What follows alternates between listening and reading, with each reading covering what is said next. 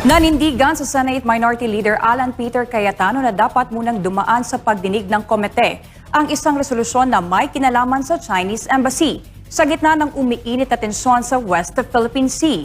Ayon sa senador, masela ng usapin dahil may direktang epekto ito sa foreign policy ng bansa. Si Prince Tripoli sa report.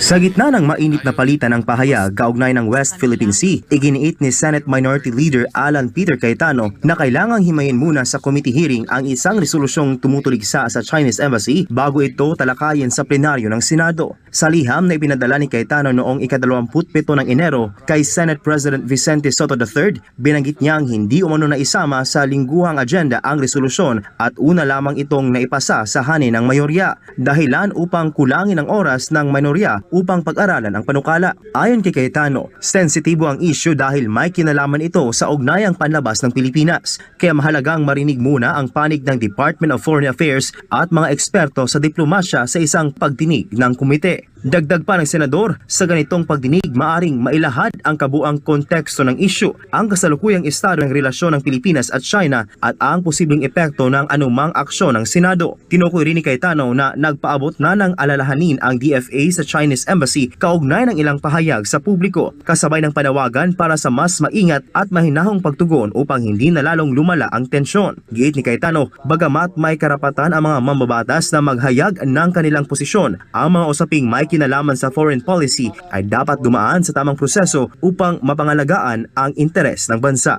Para sa Diyos at sa Pilipinas kung bahal, Prince Tripoli, SMNA News.